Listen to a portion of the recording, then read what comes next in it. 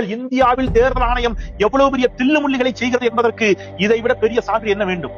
3 ஆண்டுகள் கழித்து உச்ச நீதிமன்றம் அந்த பெட்டியெல்லாம் திருப்பி கொண்டான்னு சொல்றாங்க. அவ்வளவு பெட்டியும் கொண்டு வந்து தேர்தல் ஆணையம் இதை எதிர்பார்க்கல. தேர்தல் ஆணையம் இதை எதிர்பார்க்கவே இல்லை. 3 ஆண்டுகளுக்கு பிறகு உச்ச நீதிமன்றத்தில் நீதிபதிகள் முன்னாடி திருப்பி என்றாங்க. என்னன்னா தேர்தல் முடிவுகளே வேறு விதமாக மாறுகின்றன.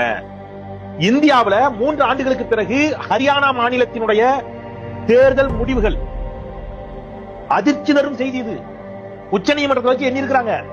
எண்ணி நீதிபதியே மிரண்டாரு, அரண்டு போயிட்டாரு. என்ன ஐயோ இப்படி பண்ணி வச்சிருக்கீங்க, அவர் ஜெயிச்சாரு, நீங்க பார்த்தா இவர் ஜெயிச்சிருக்கிறாரு அப்படின்னு நீதிபதிகள் ஆடி போய் நிற்கிறார்கள். இந்தியாவில் தேர்தல் ஆணையம் எவ்வளவு பெரிய தில்லுமுள்ளிகளை செய்கிறது என்பதற்கு இதைவிட பெரிய சான்று என்ன வேண்டும்? இது குறித்து நேற்று செய்தியாளர்கள் கேள்விகளை எழுப்புகிறார்கள்.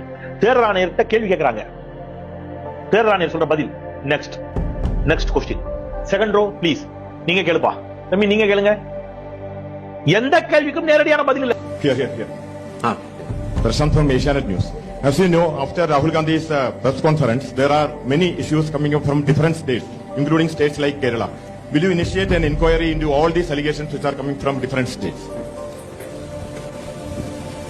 Next.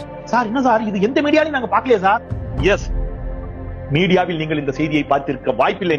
இந்த அநியாயத்தை மக்கள் மத்தியில் கொண்டு போய் சேர்க்கணும், சொல்லணும் சொந்தங்களே, நண்பர்கள்.